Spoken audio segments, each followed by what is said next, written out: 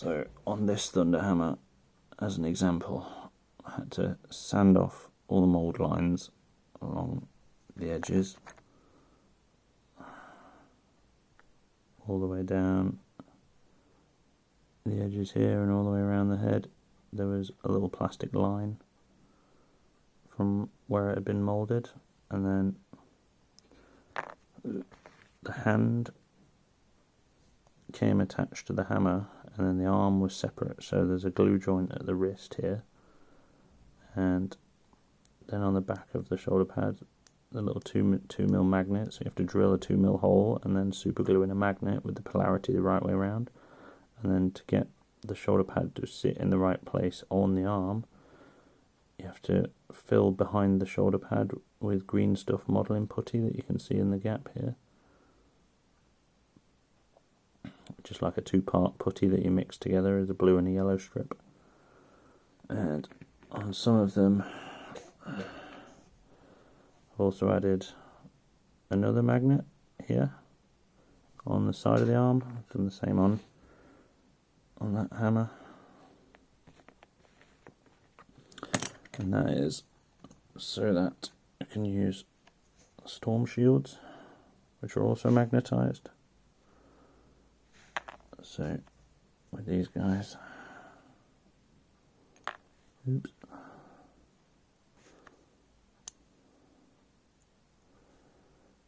so that would be a chainsaw arm with a storm shield attached to it. So you get that,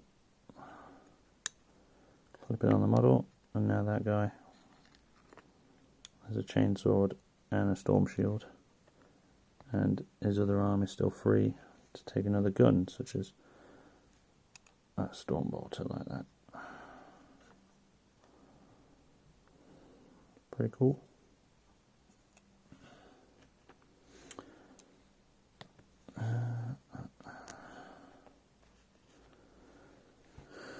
And some of them I had to cut the arms twice. Not that one. Where's one as an example?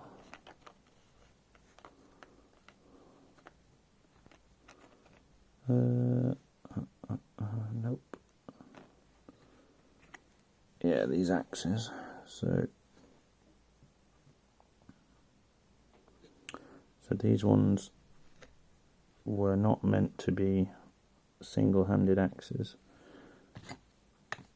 You can see it looks kind of rough here. There was actually another hand on the axe there, and the idea was that this was a two-handed axe, but it held across the body. So the arm was angled inwards, and you can see that the arm is now angled outwards. So what I actually had to do was cut the arm just below the shoulder joint, just here. So there's a cut line just here. You can just see the glue bubbles where I repositioned it, so I angled the arm outwards. And then you've got the same green stuff, 2mm magnet, and shoulder pads. And then some of them have got these third-party shoulder pads that came from Spellcrow, which are really cool, and they were resin, and had to do the same thing for them. So this is another one of the same axe where I've actually kind of made the second hand disappear off the axe, cut it below the shoulder here so that I could pivot the arm outwards, and then re-glued it, and then drilled the hole for the magnet, and then we've got green stuff underneath the shoulder pad to get the shoulder pad in the right place. So I've got 44 of these arms, and most of them, they've all required mould line removal. You can see here where I've gone along it with one of these little files and removed the mould lines. It's a lot of work. Yeah, some of these weapons.